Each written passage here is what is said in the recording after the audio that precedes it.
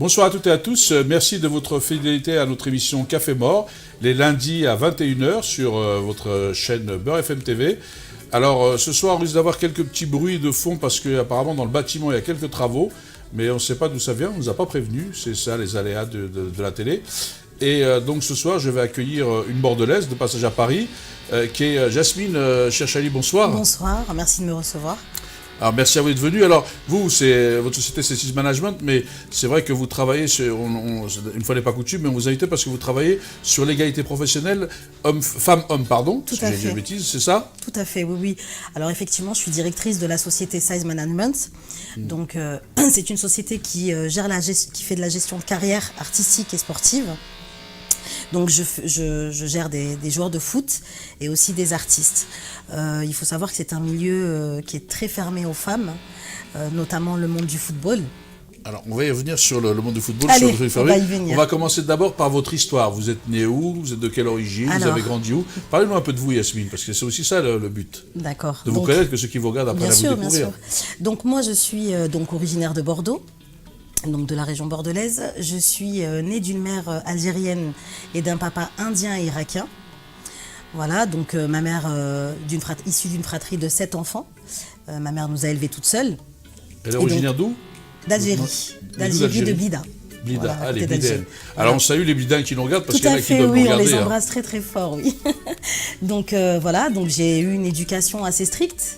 Mais avec une maman qui nous a toujours inculqué les valeurs et qui nous a toujours surtout donné la force. Voilà, une maman courage, comme on les appelle. Et donc, tu as grandi toute ta scolarité à Bordeaux? Tout à fait. J'ai fait mon adolescence à Bordeaux, j'ai fait mes études à Bordeaux, donc je suis diplômée en commerce et en marketing. Tout en étant étudiante, j'ai toujours été une femme ou une fille plutôt à l'époque hyper active. Donc j'ai toujours aimé produire, développer des projets, faire des associations. Et puis je suis surtout une femme de connexion. Voilà, donc moi ce que j'aime c'est mettre les gens en relation. Je suis un peu le lien entre certaines personnes. Quand on me parle d'un projet, c'est vrai que dans la tête ça mûrit. Et puis qu'après je me dis tiens, il y a telle personne qui pourrait participer à ce projet.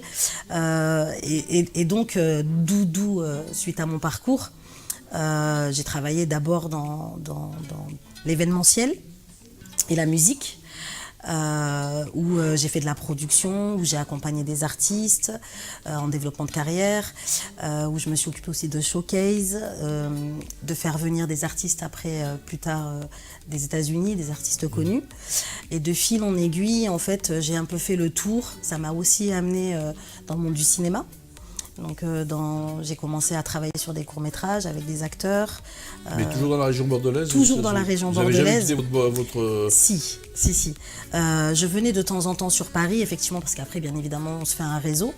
Et du coup, je venais très souvent sur Paris, pratiquement tous les week-ends, où je travaillais sur des événements, des soirées, notamment aussi des cérémonies.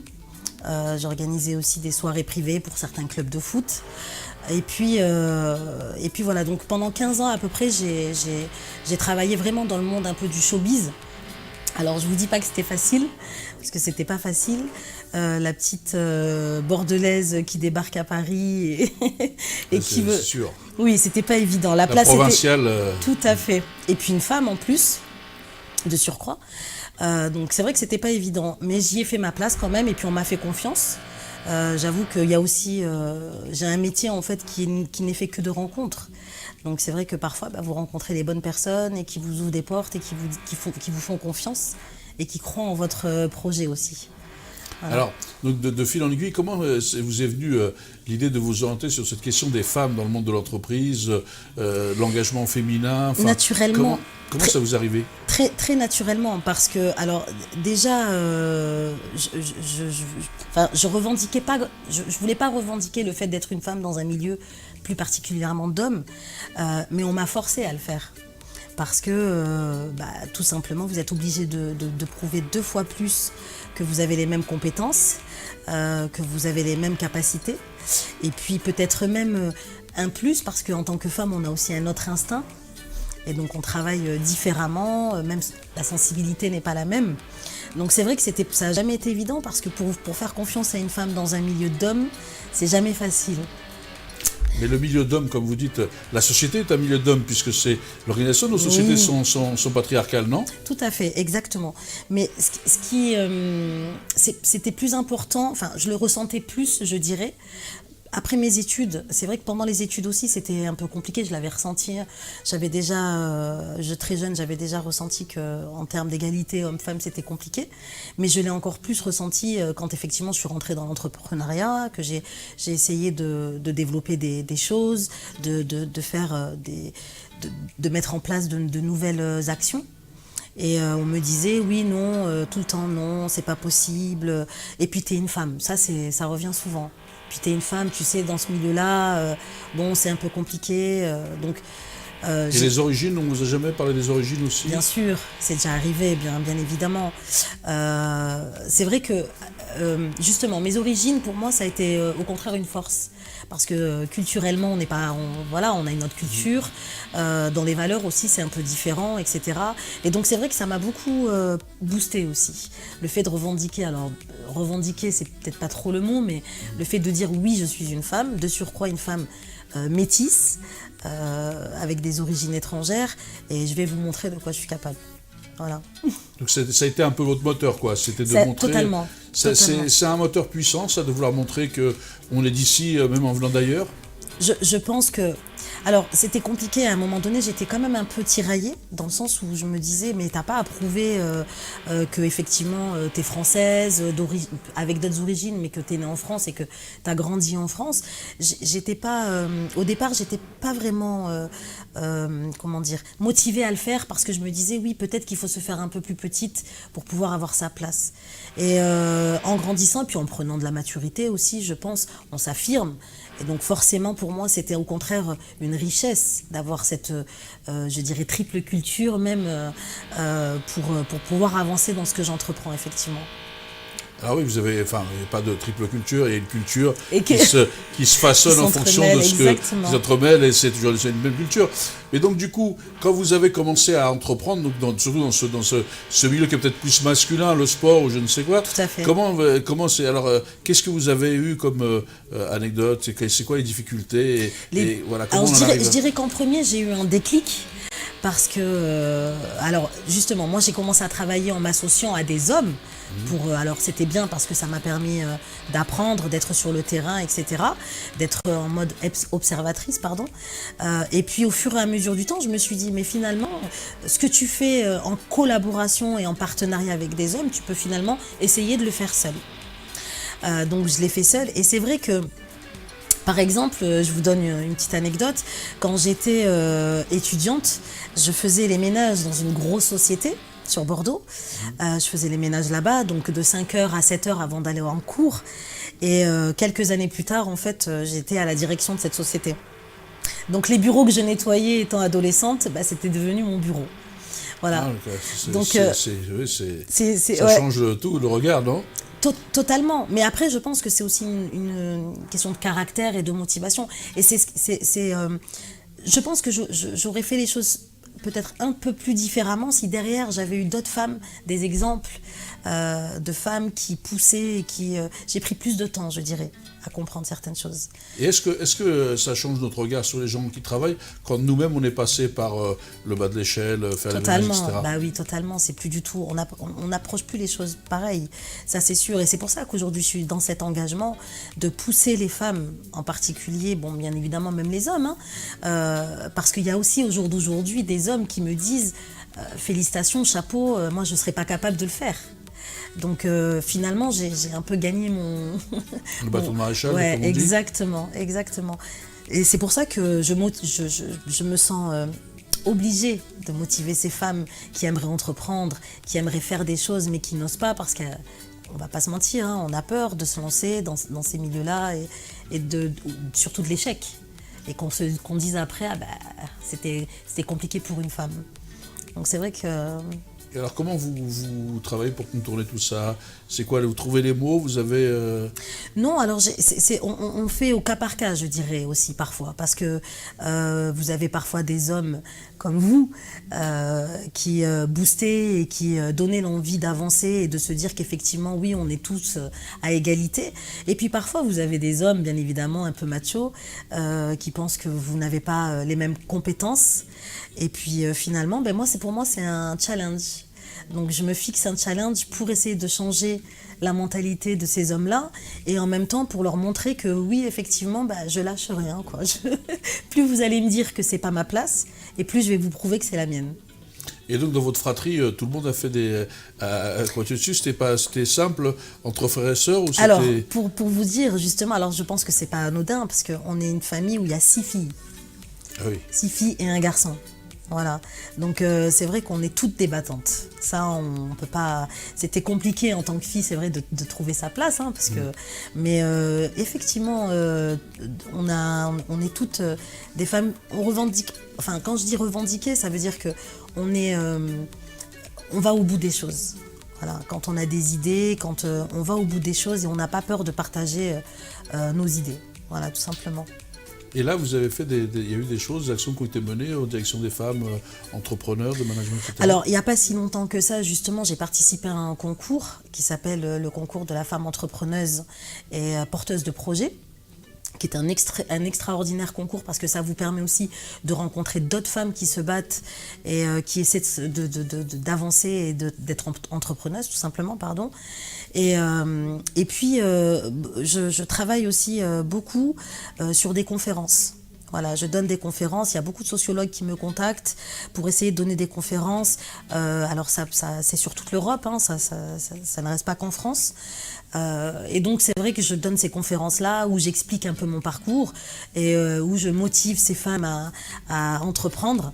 Effectivement, je suis aussi sur un programme, alors je ne veux pas trop en parler parce que c'est en cours, mais je suis sur un programme aussi dans nos pays d'Afrique parce que le but c'est aussi de pouvoir transmettre certaines choses aussi sur notre continent africain. Et donc voilà, ces femmes-là aussi, on veut leur donner cette force et l'envie aussi d'entreprendre et d'avancer. Alors quand on fait ce genre de concours, comme vous avez dit, sur les femmes entrepreneurs sur le management, est-ce qu'on le fait plus pour le réseau, rencontrer des gens, se construire, ou est-ce qu'on le fait vraiment pour gagner quand on est une femme, justement, parce que vous me parlez d'une approche différente des choses? Alors je pense que j'ai gagné en réseau, oui c'est certain. Alors je suis arrivée deuxième, il faut le dire, hein, je suis arrivée deuxième au concours. Félicitations. Merci beaucoup. Bon, deuxième c'est mieux que troisième, mais moins bien que premier quand même. Je crois que c'est la pire des places. Mais c'était comme je vous l'ai dit, c'était très enrichissant. Je pars du principe, enfin moi comment je travaille, c'est vrai que ce qui est important pour moi, c'est réellement cet échange et ce relationnel, ces connexions. Parce que toute ma vie, ce qui m'a guidée, c'est justement les rencontres humaines. Donc ce concours-là m'a vraiment fait rencontrer des gens, des femmes incroyables et extraordinaires. Vraiment. Et donc ça vous a boosté? Totalement, mais encore plus. Parce que ça m'a conforté dans l'idée que ce que je faisais, c'était la bonne voie.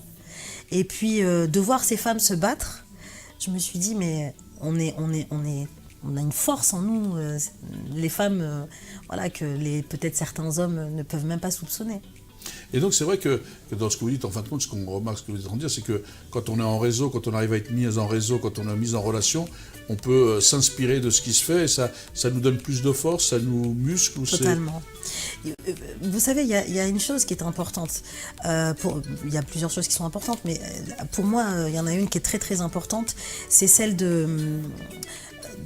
comme je vous disais, de la relation et de l'échange entre humains.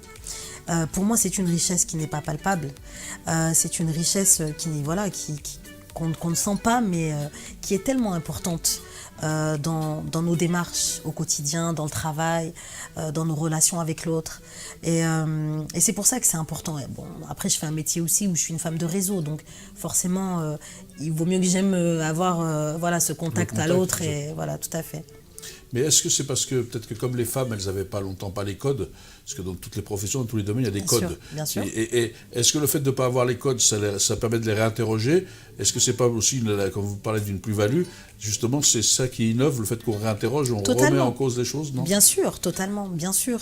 Et je pense que plus on va en parler, et plus les choses vont se faire, et naturellement en plus. Je veux dire, la mentalité des hommes change. Moi, je travaille dans le monde du football, notamment avec des hommes qui respectent énormément mon travail et qui me disent, en plus, avec toute leur honnêteté, qui me disent, tu sais, il y a quelques années en arrière, ou tout simplement avant de te connaître, je ne pensais pas qu'une femme pouvait faire ça. Tout simplement. C'est vraiment un milieu d'hommes, comme on dit, le foot ou le sport? Alors, on va pas se mentir, c'est un vrai milieu d'hommes, très machiste, le football en particulier. Et c'est vrai que ça les étonne un peu de voir qu'une femme s'y connaît déjà dans le sport et puis qu'elle arrive à faire des actions et qu'elle arrive à travailler correctement comme eux, tout simplement. Oui, parce que c'est vrai que dans ce milieu-là, moi j'essaie de regarder comme ça de mémoire, il n'y a pas beaucoup de femmes managers par exemple. Pas du tout. Il y a beaucoup de femmes qui sont là pour l'événementiel ou pour la com. Toujours Exactement. un peu les assignations un peu à résidence. Exactement. Mais il y a très peu de femmes managers dans le milieu du football. C'est tout à fait ça, ouais, c'est tout à fait ça. Mais en même temps, ça me... Comment dire, pour moi, je le prends comme un avantage finalement. Parce que on fait l'exception. Le fait d'être peu de femmes, on fait l'exception. Et on essaie... moi, j'essaie toujours d'intégrer des femmes dans ce que je fais. Et donc, c'est vrai que quand je développe ou quand je rencontre des personnes avec lesquelles je suis sur de nouveaux projets, j'essaie toujours de mettre des femmes qui ont l'envie et qui ont envie d'apprendre ou qui ont envie de développer. J'essaie toujours de le faire. Et sur le Bordelais, l'entrepreneuriat féminin, c'est quelque chose qui se développe? Totalement. Il y a beaucoup de choses ou il y a quoi comme initiative? Justement, il y a une association qui s'appelle Ange Aquitaine, qui est une association qui aide qui accompagne à l'entrepreneuriat, qui a été aussi l'élément déclencheur de beaucoup de choses chez moi parce qu'ils m'ont beaucoup motivée, ils m'ont beaucoup dit de foncer et que voilà, tout tenait la route finalement. Parce que c'est ça surtout, c'est de se dire voilà, je vais faire un sacrifice, mais où je vais? Et on a peur, c'est normal. Notamment pour moi qui suis mère de famille, j'élève mes enfants seule, donc c'est un risque. De quitter un emploi et de se lancer et de se dire bon, j'ai plus la sécurité de l'emploi, mais aujourd'hui je vais travailler pour moi. Et ça, c'est un cheminement dans la tête qui est difficile. Et comme je vous disais, Ange Aquitaine accompagne ces femmes-là. Ils sont très impliqués dans cet accompagnement. Et j'ai rencontré beaucoup de femmes grâce à eux qui justement se sont lancées à entreprendre. Écoutez, on peut saluer les gens bien sûr, on les salue. d'Ange Aquitaine qui font un travail fabuleux. Et c'est eux qui vous ont donné aussi cette passion de vouloir redonner aux autres ce que vous faites dans votre société, toujours d'essayer de penser, d'aider, d'accompagner les autres dans leur démarche. Ils ont remotivé cette envie, mais je crois que je l'ai depuis toujours. Je crois que cette envie-là, elle est en moi depuis très jeune. Je pars du principe que je ne peux rien faire si j'ai pas une bonne énergie. Et c'est pour ça que c'est important. Et puis surtout dans ces milieux-là, où, comme on le sait, dans le monde du sport et dans le monde du showbiz, il y a parfois des choses qui ne sont pas très jolies, on va dire. Donc j'essaie d'avoir en tout cas un entourage assez de qualité, je dirais. Il faut être équilibré, oui, c'est vrai que j'aime bien les termes pas assez jolis, enfin des trucs qui sont inadmissibles, qui se passent partout dans tous les milieux, et c'est ça qu'il faut combattre, quoi. C'est que le respect. On respecte l'homme, il faut respecter la femme, il faut respecter... C'est très compliqué. C'est très très compliqué en tant que femme, effectivement. Parce que quand vous arrivez, on voit une femme avant tout. On sait que dans le monde du travail et dans la vie de tous les jours, il y a de la séduction entre les hommes et les femmes. Mais il y a encore beaucoup d'hommes qui, avant de voir ce que vous pouvez leur apporter professionnellement, tout simplement vous voient en tant que femme et rentrent tout de suite dans un jeu de séduction et veulent absolument tout de suite accélérer les choses professionnellement pour essayer de... Enfin bon, c'est... On a continué, mais c'est vrai que c'est bien de dénoncer parce que que les gens soient dans la séduction ou dans le truc, c'est pas gênant tant que c'est dans le respect. Totalement. Et tant qu'il n'y a pas de violence ou de harcèlement, il faut quand même le répéter que c'est ce qui est admissible, c'est le harcèlement, les violences, tout ce qui peut porter atteinte à la dignité humaine. Bien sûr. Il faut le rappeler, non ? Et ça, bien sûr, et c'est une réalité. C'est une réalité. Il y a encore des hommes qui vous harcèlent, il y a encore des hommes qui vous font des propositions indécentes et qui ne vous respectent pas. je veux pas faire cette généralité. Non, mais bien sûr, mais il faut quand même le dire. Sinon, on serait, faut sortir de l'hypocrisie. Il faut dire les choses. Il y a des gens qui manquent de respect, qui sont respectueux. Bien sûr, beaucoup. Et ça, il faut le dénoncer. Et qui ne comprennent pas que la femme peut faire ses choix aussi. Voilà, non, mais c'est ça. Après, c'est ce que je disais, que ce soit les jeux consentifs, les choix, ça fait partie de la vie. C'est pour ça que je dis la séduction, c'est pas une en soi. Mais c'est justement après la façon de manquer de respect ou l'atteinte à la dignité humaine. Totalement. Que ce soit un homme ou une femme, le respect entre les gens doit être mutuel, doit être une règle, non, pour construire. Bien sûr, et puis parfois vous travaillez sur... Alors moi, parfois ça m'arrive de travailler sur un dossier, par exemple. Je vais donner l'exemple du football. Parfois je travaille sur un dossier d'un joueur, et puis les relations que j'ai avec lesquelles je dois travailler, qui sont masculines, bien évidemment, je sens que c'est ambigu. Et je sens que si je n'insiste pas dans le côté professionnel, qu'on va me lâcher en fait, parce que je mets des barrières et que ces barrières-là, elles plaisent pas, tout simplement. Donc il y a peut-être parfois dans certains domaines, oui, des femmes qui ont cette faiblesse, je sais pas, ou qui sont prises de court, j'en sais rien. Mais c'est vrai que quand vous êtes une femme de caractère, qui imposait le respect et qui mettait des barrières, forcément, on vous évince en fait. C'est vraiment un peu... tout ça, c'est un jeu pas malsain, quoi. Donc il faut vraiment être dans de combattre, ne pas lâcher, ne pas se laisser sombrer dans la facilité, pour justement garder sa dignité, pour essayer d'avancer. C'est ce que je dis souvent, et c'est ce que je dis à ces femmes qui travaillent aussi notamment dans des milieux d'hommes, ou qui sont dans des sociétés où on ne les met pas à égalité alors qu'elles fournissent exactement le même travail. C'est ce que je leur dis, de ne jamais lâcher. Et voilà. Pour moi, le business, c'est une chose. Gagner de l'argent, c'en est une autre. On a besoin d'argent pour vivre. Mais comme vous le disiez, et je le relève parce que c'est vraiment... À n'importe quel prix. Voilà, exactement. Ma dignité, elle n'a pas de prix. Le respect de moi-même, il n'a pas de prix. Ce que je fais, je le fais avec, avec mes propres envies. Oui, et que de toute façon, voilà, j'ai pas à me forcer. J'ai pas à me forcer pour obtenir une gratification ou pour obtenir un contrat. J'ai pas à me forcer. Voilà. Alors moi, ça c'est dit, c'est fait. Tout le monde va le savoir. Tout le monde sait. Et donc comment c'est comment une mère de famille, parce qu'il y a beaucoup de femmes qui élèvent leurs enfants seules et qui n'osent pas se lancer. Comment une mère de famille, avec des enfants, je crois que vous avez... Alors j'ai 2 enfants, voilà, un fils qui va faire 20 ans. Voilà. Et une fille qui va avoir 16 ans. Alors oui, effectivement, quand ils étaient un petit peu plus jeunes, c'était juste une question d'organisation finalement. On a peur, mais moi je voyage beaucoup. Et c'est vrai que des fois... Parce que vous faites 2-3 journées en une, vous, en fait. C'est ça, exactement. Et donc c'est vrai que c'est le manque, je dirais, qui est le plus difficile quand on est loin. Et puis quand on est à la maison, on reprend tout en concentré. On reprend tout en accéléré, voilà, on met programme accéléré et voilà, on essaie toujours, enfin bien évidemment aujourd'hui on a les supports, on a le téléphone, on a les FaceTime, donc on s'appelle en FaceTime, on a beaucoup de choses qui nous permettent d'être en contact. Ils sont plus grands maintenant. Ils sont grands. Alors aujourd'hui, c'est que même ils s'intéressent, ils commencent à me demander ou même comment ça se passe là pour ça. Donc c'est vrai que maintenant oui, c'est plus facile pour moi, c'est vrai. C'est plus facile. Mais bon, quand ils étaient petits, c'était quand même pas simple parce qu'il fallait les emmener à l'école, les récupérer, travailler, alors, courir. Je dois avouer que j'ai une famille quand même assez, qui est très on est très très proches et très soudés. Donc j'ai une maman qui m'a beaucoup soutenue, qui m'a beaucoup aidée. Comme je disais, c'est une guerrière, donc élever 7 enfants toute seule, gérer tout ça toute seule. Tu peux elle le sait. Oui, je l'aime. Elle sait que je l'aime très fort. Elle habite où, à Bordeaux, toi? Elle habite à Bordeaux. Elle revient juste d'Algérie, là, d'ailleurs. Voilà, parce que maintenant, elle passe son temps en Algérie, c'est ça? Elle passe un peu plus de temps là, bien sûr. On est tous actifs et c'est vrai que l'Algérie, c'est autre chose. Il y a les cousines, les cousins, les sœurs, les tantes. Il y a du monde tout le temps à la maison. Ici, nous, on travaille. Vous savez, c'est difficile aussi. D'être un peu isolé, quoi. Totalement. Donc, la retraite, elle a commencé à repartir régulièrement et puis elle rentre de temps en temps, 3-4 mois. En fait, c'est elle le modèle, non? Ah, j'ai une maman extraordinaire. Mais c'est elle le modèle. Élever toute seule 7 enfants. Totalement. Parce que c'est pas facile, oui. Et puis à l'époque, il y avait moins de commodités, c'est les machines à laver, tout ça. C'était moins, il y en avait beaucoup moins.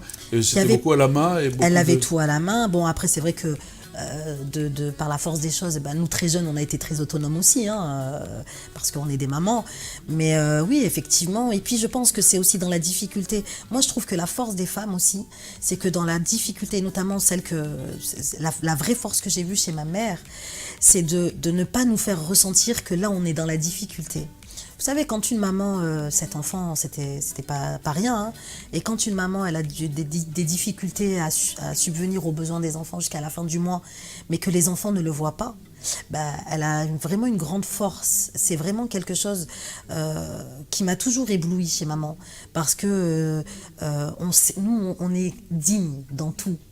Nous, les femmes, on est dignes dans tout. Et c'est vrai que nos enfants, on les protège, les gens qu'on aime, on les protège, et on laisse rien transparaître. Et c'est ça notre force. C'est vraiment ça notre force. Mais c'est ça, c'est effectivement un beau message, parce que tous ceux qui nous regardent vont comprendre qu'il faut se battre et que c'est possible. Tout à fait. Même si, malheureusement, pour certains, c'est beaucoup plus difficile que pour d'autres quand même. Bien sûr, c'est plus difficile que pour d'autres. Bien évidemment, c'est une réalité.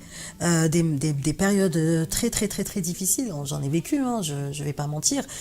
Moi, il faut savoir aussi qu'en 2005, je suis tombée très malade. Je suis restée pratiquement 6 ans alitée. 6 ans? Tout à fait. Je suis restée 3 ans. C'est énorme. Je suis restée 3 ans en fauteuil roulant. J'ai mis presque 2 ans à apprendre à remarcher. Enfin, c'était très compliqué.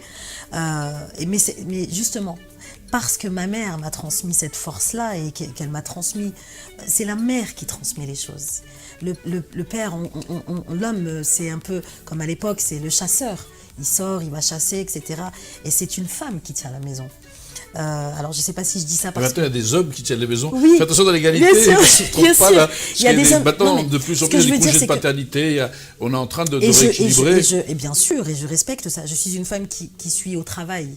Donc forcément, je le respecte totalement. Et je suis admirative de ces hommes qui décident à un moment d'arrêter de travailler pour s'occuper de leur famille. Bien évidemment que je suis très admirative et très respectueuse. Ce que je dis, c'est que l'instinct d'une femme, tout simplement, la sensibilité. Je suis admiratif de votre parcours, parce que dans ce parcours, il y avait effectivement cet accident de parcours, avec ces 3 ans alité, c'est ça? Mais qui ont servi. Voilà, mais c'est quand même, comment on revient de ça? C'est quoi qui a fait votre force pour vouloir réapprendre à marcher, vous reconstruire? Parce que c'est ça qui est fort. Je crois que c'est la famille, première des choses. Après, je pense que c'est aussi... Ça aide des familles nombreuses, en fait. Mais totalement.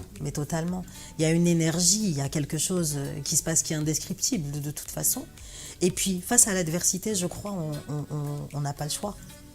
Donc on se dit, bon voilà, on prend du recul et puis on se dit, bon voilà, là c'est un vrai combat encore. Et vos enfants étaient jeunes à l'époque déjà? Ils étaient jeunes. Je ne vais pas mentir, ça a eu un impact, ça a des impacts. Bien évidemment, ça met des coups de pied dans la fourmilière, comme on dit.